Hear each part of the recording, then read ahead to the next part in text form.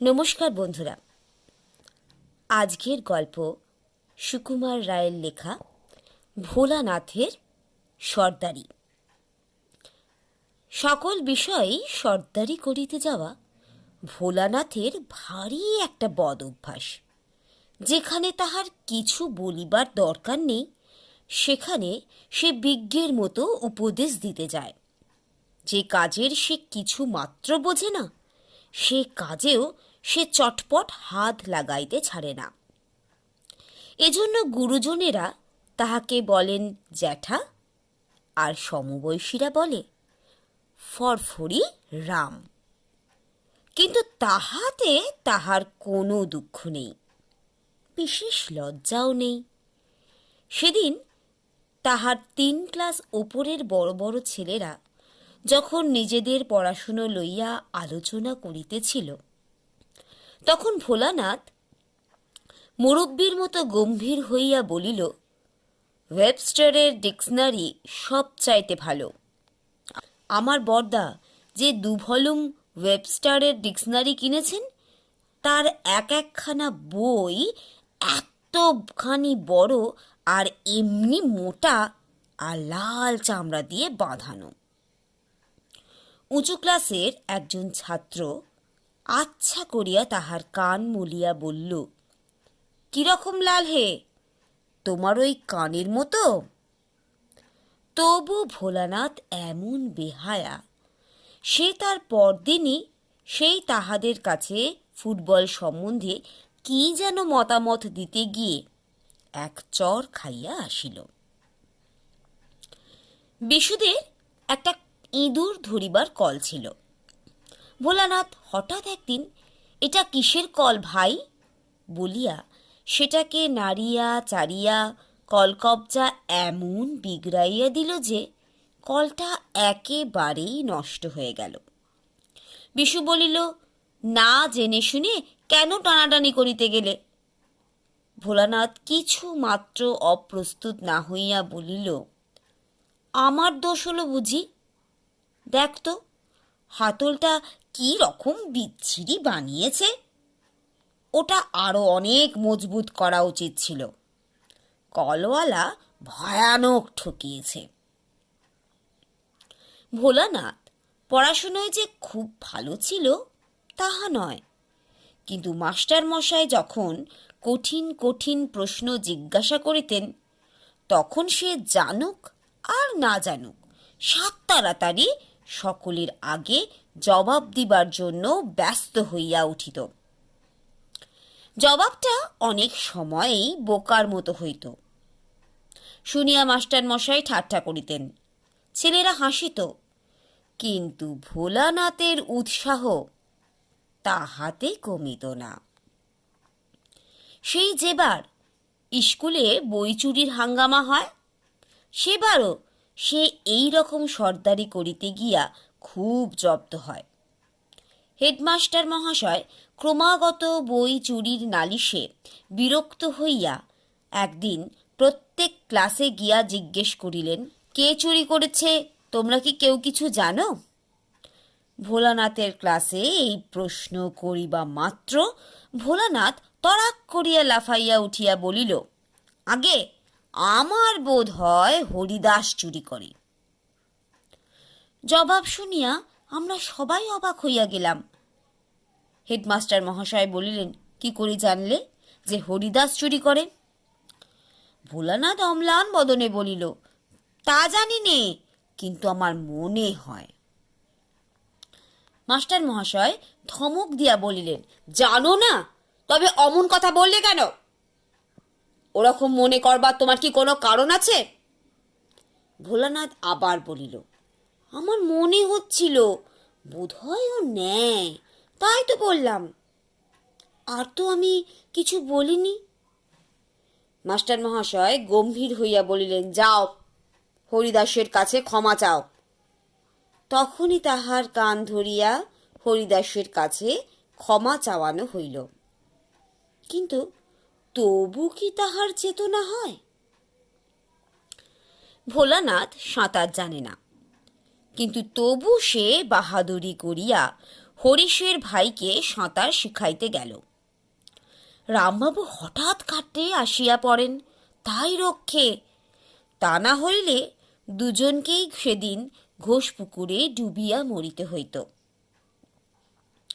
কলকাতায় মামার নিষেধ না শুনিয়া চলন্ত ট্রাম হইতে নামিতে গিয়া ভোলানাথ কাদার ওপর যে আছাড় খাইয়াছিল, 3 মাস পর্যন্ত তাহার আঁচড়ের দাগ তাহার নাকের ওপর ছিল। আর বেদেরা শেয়াল ধরিবার জন্য যেবার ফাঁদ পাতিয়া রাখে, সেবার সেই ফাঁদ ঘাটিতে গিয়ে ভোলানাথ কি রকম আটকা পড়িয়াছিল তাহা ভাবিলে আজও আমাদের হাসি পায়। কিন্তু সব চাইতে যেবার সে জব্দ হইয়াছিল, সেবারের কথা বলি শোনো। আমাদের স্কুলে আসিতে হইলে কলেজ বাড়ির পাশ দিয়া আসিতে হয়। সেখানে একটা ঘর আছে, তাহাকে বলে ল্যাবরেটরি। সেই ঘরে নানা রকম অদ্ভুত কলকারখানা থাকিত। ভোলানাথের সবটাতেই বাড়াবাড়ি। সে একদিন একেবারে কলেজের ভিতর গিয়া দেখিল একটা কলের চাকা ঘুরানো হইতেছে, আর কলের একদিকে চড়াক চড়াক করিয়া বিদ্যুতের মতো ঝিলিক জ্বলিতেছে। দেখিয়া ভোলানাথের ভারী শখ হইল, সে একবার কল ঘুরাইয়া দেখে। কিন্তু কলের কাছে যাওয়া মাত্র কে একজন তাহাকে এমন ধমক দিয়া উঠিল যে ভয়ে সে এক দৌড়ে সে স্কুলে আসিয়া হাঁপাইতে লাগিল। কিন্তু কলটা একবার নাড়িয়া দেখিবার ইচ্ছা তাহার কিছুতেই গেল না। একদিন বিকালে যখন সকলে বাড়ি যাইতেছি, তখন ভোলানাথ যে কোনো সময়ে কলেজ বাড়িতে ঢুকিল, কিন্তু তাহা আমরা বুঝিতে পারি নাই। সে চুপি চুপি কলেজ বাড়ির ল্যাবরেটরি বা যন্ত্রখানায় ঢুকিয়া অনেকক্ষণ এদিক ওদিক চাহিয়া দেখে ঘরে কেউ নেই।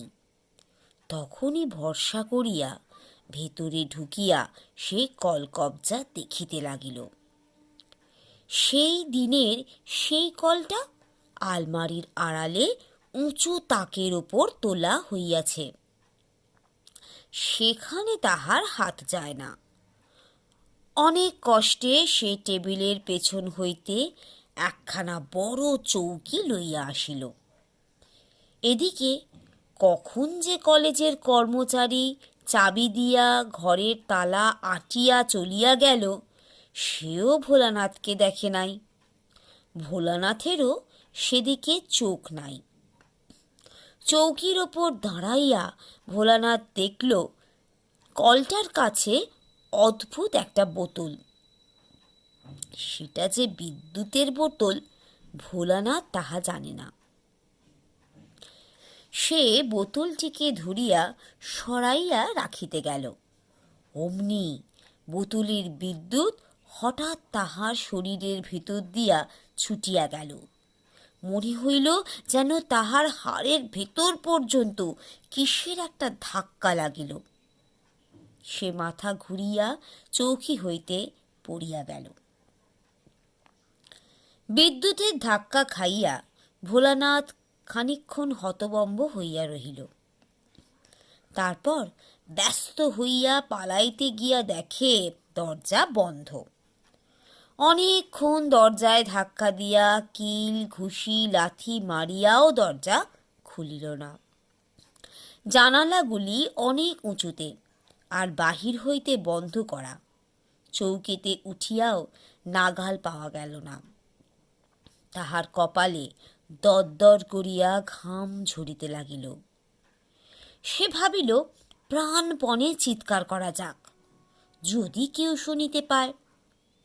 কিন্তু তাহার স্বর এমন বিকৃত শোনাইল, আর সমস্ত ঘরটা এমন অদ্ভুত প্রতিধ্বনি হইতে লাগিল যে নিজের আওয়াজে নিজেই সে ভয় পাইয়া গেল।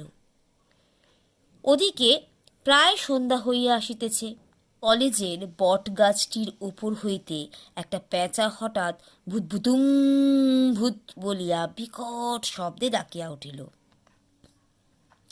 সেই শব্দে একেবারে দাঁতে দাঁত লাগিয়া ভোলানাথ এক চিৎকারেই অজ্ঞান।